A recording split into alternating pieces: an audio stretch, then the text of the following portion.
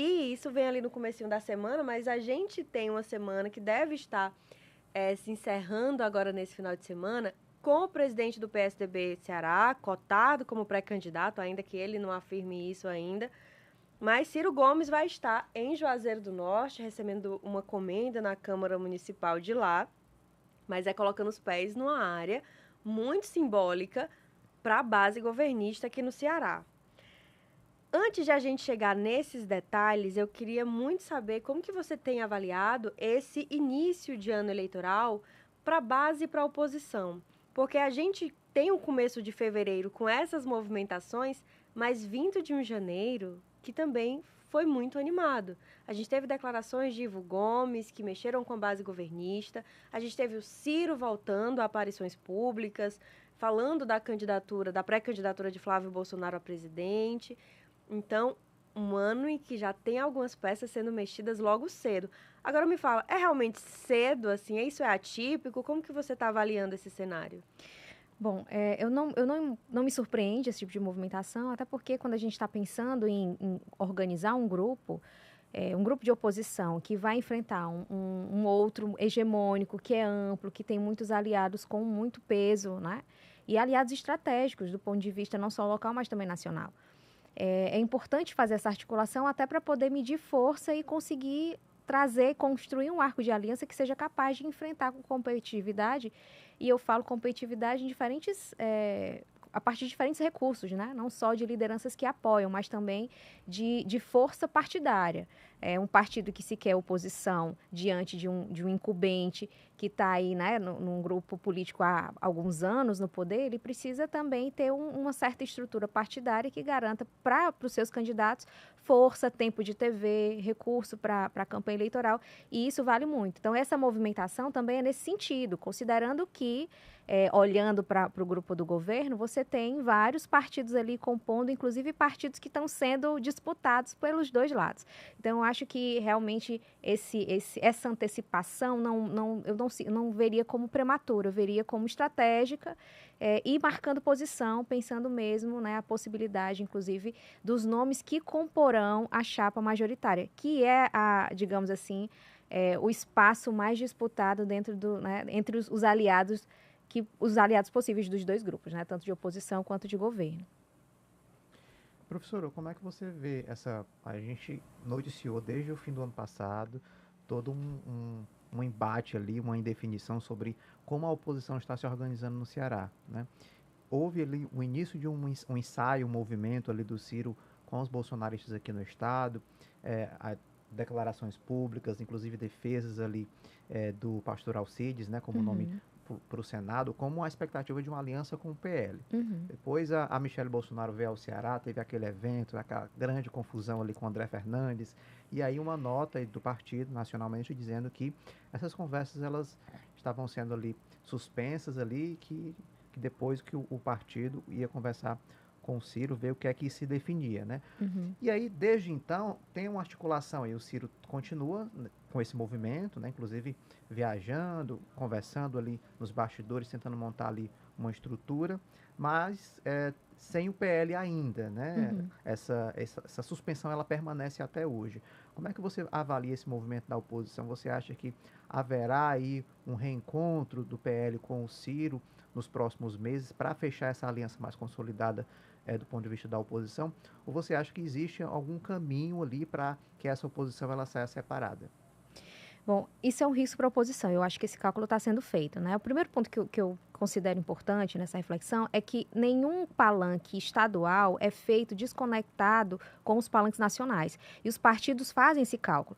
Se o partido nacionalmente pretende uma candidatura nacional, é óbvio que ele precisa de palanques fortes nos estados. E isso demanda alianças e acordos com diferentes, né, arranjos políticos possíveis. E cada estado tem a sua especificidade. No caso do Ceará, o que é que a gente tem visto? Uma oposição que até então não tinha nenhum projeto político a ser apresentado, né? Você via ali alguns nomes que falavam, levantavam algumas pautas, mas uma coisa muito desarticulada. E o Ciro, ele aparece não só com um nome que tem peso, que tem uma expressividade, não só local, mas extrapola o estado do Ceará, ele é uma vitrine nacional. Ele tem essa capacidade de pautar agendas, acho que vocês devem saber disso melhor do que eu, que a qualquer momento, toda semana tem alguma pauta do Ciro, sendo, né, vocês fazendo a cobertura de alguma fala, de algum evento que ele participa. Então, isso é importante, porque dá visibilidade para o grupo. E ele representa, em alguma medida, um projeto que até então a oposição não tinha muito vislumbrado, que é uma espécie, eu diria assim, talvez requentando um pouco a questão da modernização do Estado, aquilo que foi, na década de 80, né, a grande bandeira do Tasso, né? E o Tasso retoma para o cenário político agora, junto com o Ciro Gomes, tentando reconstruir um novo projeto de modernização e né, de reconstrução do Estado a partir dessa recuperação do que foi no passado. Mas, para além disso, tem também a questão que vai... duas outras agendas que, em alguma medida, vão dando algum tipo de cimento a esse grupo que eu ainda considero um pouco disperso, né?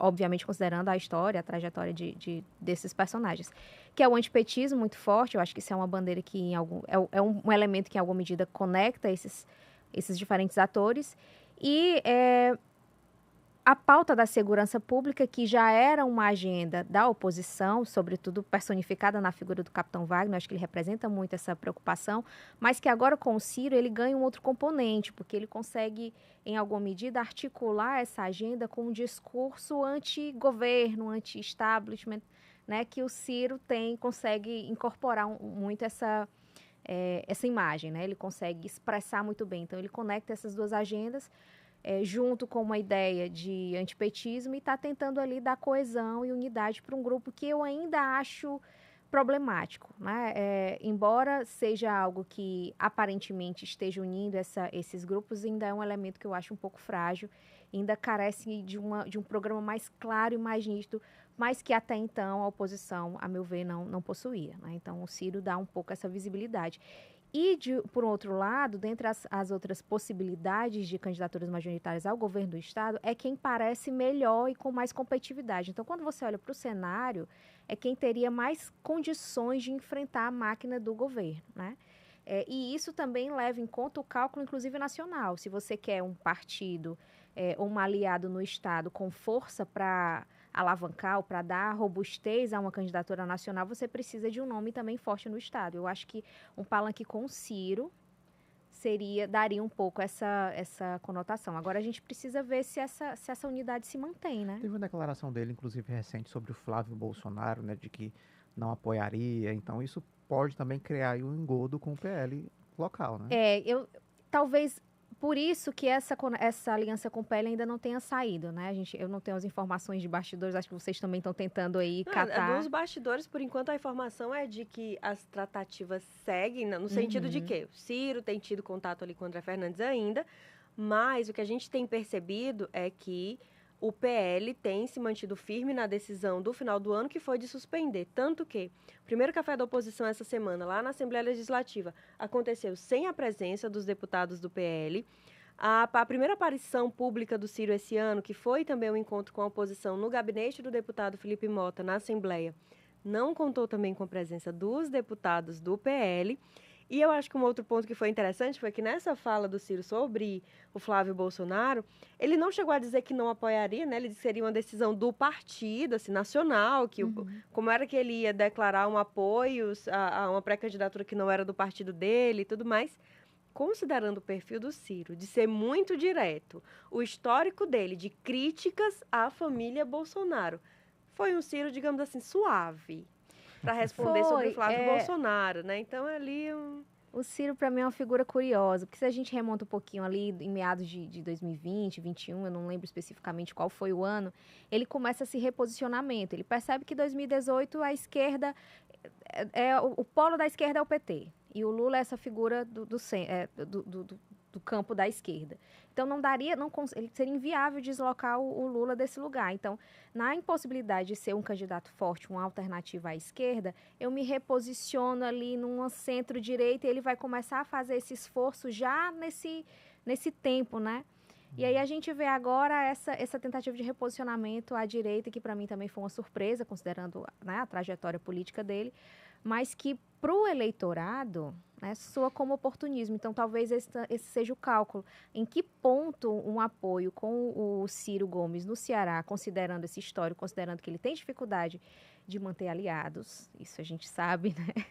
Como ele tem muita dificuldade de manter aliados, como que seria um palanque com ele, né, considerando esses atritos. E eu acho que isso também repercute na própria indefinição da candidatura nacional do bloco à direita, né? A direita nacionalmente também está dividida. O Flávio Bolsonaro ainda não é um nome certo, né? Há especulações de que ele também não será candidato as outras opções à esquerda, à direita, estão tentando fazer seus movimentos. Então, acho que vale a gente ficar esperando um pouquinho e aguardar como é que vai ser esse desdobramento e como isso repercute no Ceará. A gente tem até